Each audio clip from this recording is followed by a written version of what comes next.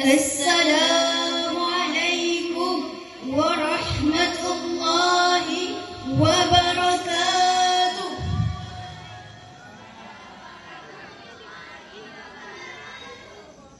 Alhamdulillahilladzi hadana lihada wa ma kunna linahtadiya laula an hadana Allah. Ashhadu an la ilaha illallah wahdahu la syarika lah wa ashhadu anna Muhammadan abduhu wa rasuluh la nabiyya ba'da. Qala Allah ta'ala fil Qur'anil Karim, Bismillahirrahmanirrahim, qul ati'u Allah war rasul fa in tawallaw fa inna Allah la yuhibbul kafirin. Shadaqallahul azim. Puji beserta syukur kita panjatkan kehadirat Allah Subhanahu wa ta'ala, yang mana oleh Allah telah memberikan kita sehat badan, sehat pikiran, sehingga kita dapat berkumpul pada malam yang berbahagia ini. Salawat bermutiarakan salam kita sanjung sajikan ke pangkuan alam, pemuda padang pasir, penghuni gurun Sahara, pendobrak kebatilan, penghancur kemungkaran, pencegah kemaksiatan, pembawa rahmat seluruh alam.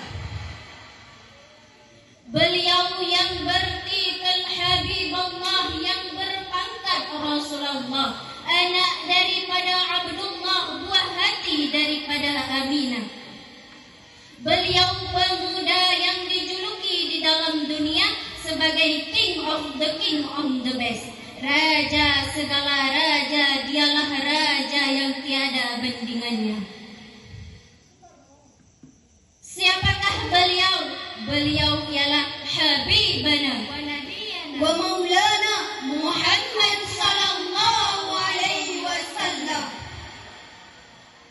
Beliau telah membawakan kita dari alam penyembahan Lata wa Uzza kepada alam penyembahan Allah Azza wa Jalla, dari alam jahiliyah hingga alam Islamiyah, dari alam kebodohan ke alam yang penuh dengan ilmu pengetahuan, dari alam gelap gulita ke alam yang terang benderang seperti yang kita rasakan saat ini.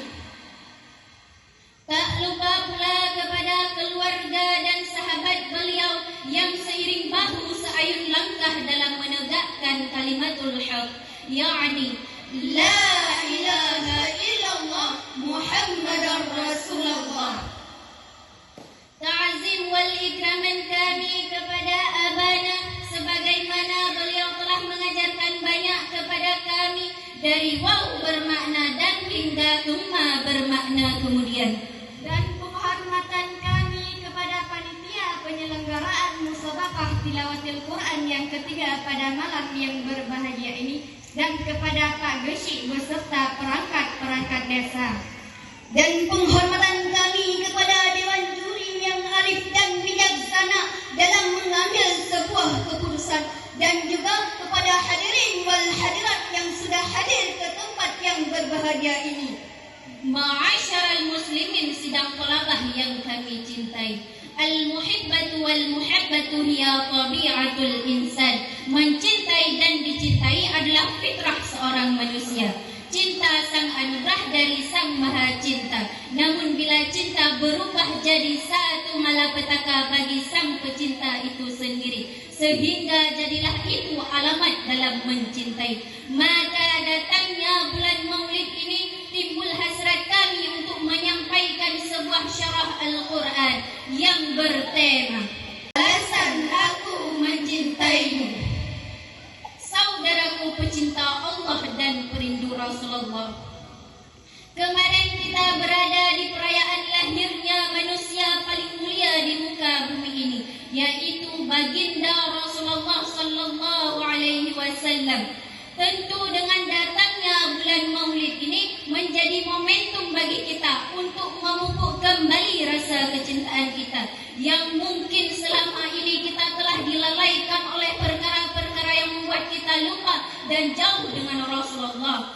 Dan mungkin selama ini kita telah banyak mengenal orang lain yang bahkan mungkin adalah orang-orang yang tidak mencintai Rasulullah, tidak mencintai Islam, sehingga baginda menjadi sosok yang tak diidolakan lagi, yang tak dirindukan lagi bahkan oleh umatnya sendiri.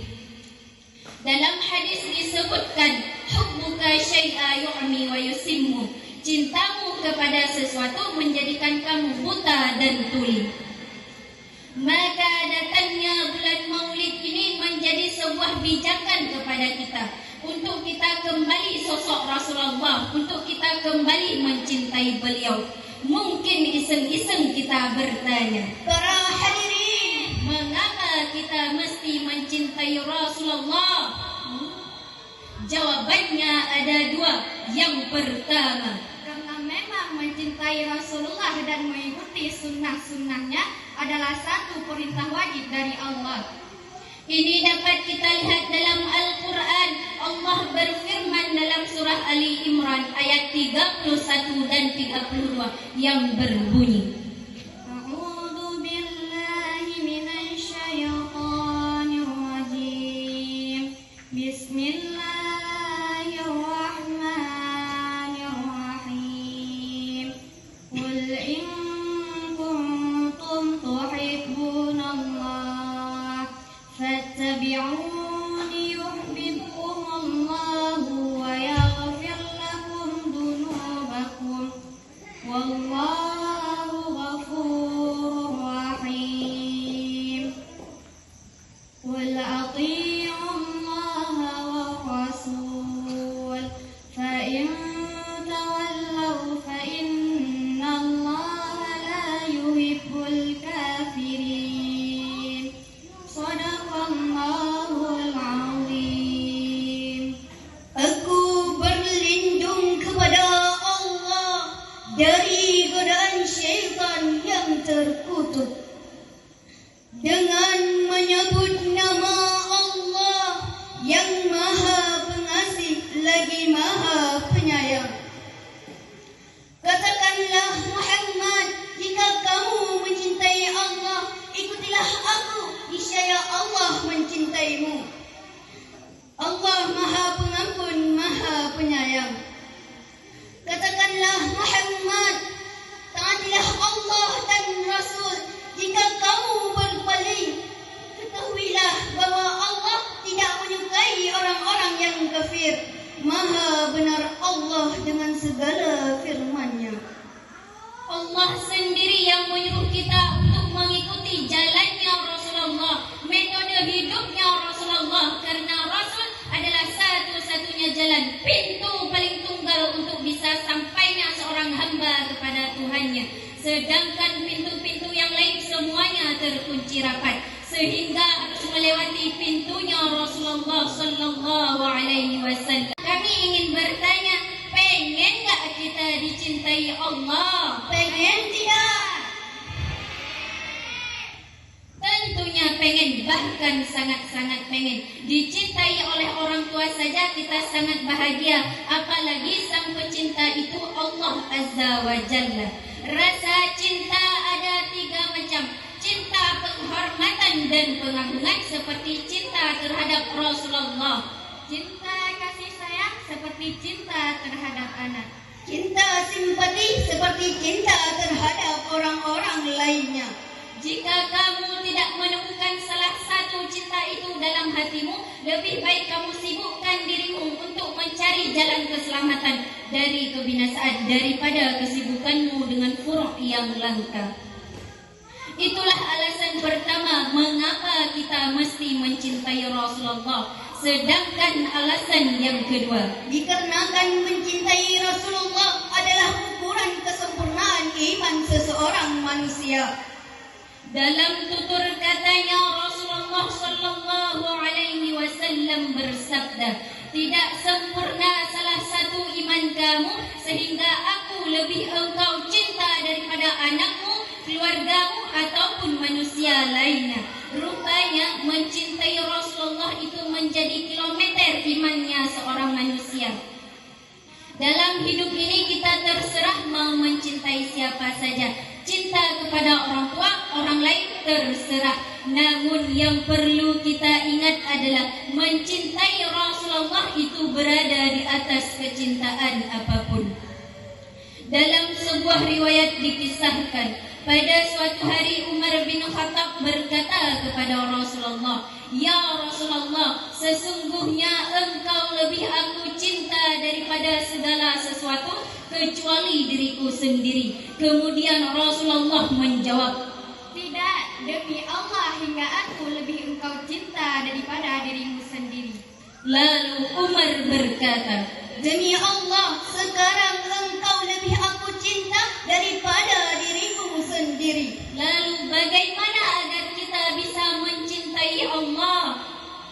Caranya sangat mudah. Kenali Rasul dengan sangat baik, karena cinta berawal dari perkenalan. Bukankah kita sering mendengar orang-orang berkata, Tak kenal maka tak sayang, makanya tak cinta.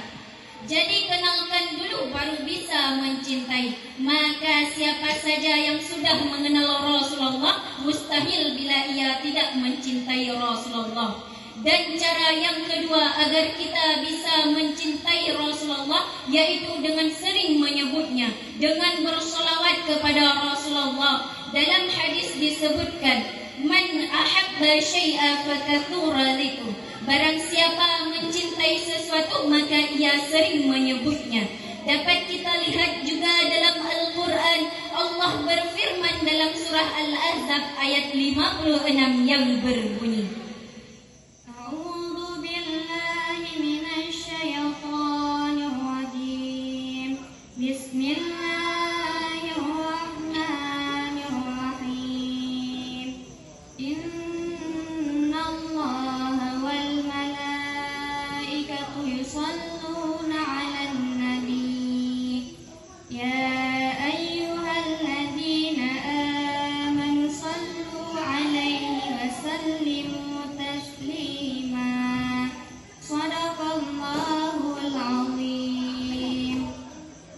Aku berlindung kepada Allah dari godaan syaitan yang terkutuk dengan menyebut nama Allah yang Maha Pengasih lagi Maha Penyayang. Sesungguhnya Allah dan malaikat-malaikatnya bersolawat untuk Nabi. Hai orang-orang yang beriman, bersolawatlah kamu kepadanya dan ucapkanlah salam penghormatan kepadanya. Maha benar Allah dengan segala firman-Nya. maka jika kita ingin mencintai Rasulullah, kita harus sering menyebut namanya dengan bersolawat kepada Rasulullah. Insya Allah akan timbul rasa cinta kita terhadap Rasulullah. Dapat disimpulkan bahwa mencintai Rasulullah adalah hukumnya wajib, dan langkah awal untuk mencintai Rasulullah yaitu dengan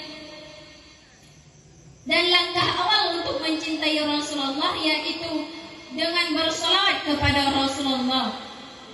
Dari kenal kita menumbuhkan sayang, dari sayang kita akan melahirkan cinta, karena semua insan memiliki sifat yang sedemikian. Sampai disinilah syarah dari kami. Biqadri ma nuhibbu nuhibbu, sebagaimana kamu mencintai, begitulah kamu dicintai. Undur man qala wala tandur man qala. Jangan melihat orang yang menyampaikan, tapi dengarkan apa yang disampaikan. Dan akhirnya tiada gading yang tak retak, tiada suatu pun yang sempurna. Walaupun kecil pasti ada cacat dan celanya. Ambil hikmah dan baiknya, tinggalkan yang buruknya. Terima kasih atas perhatian. Mohon maaf bila ada kekurangan. Wabillahi taufiq wal hidayah. Wassalam.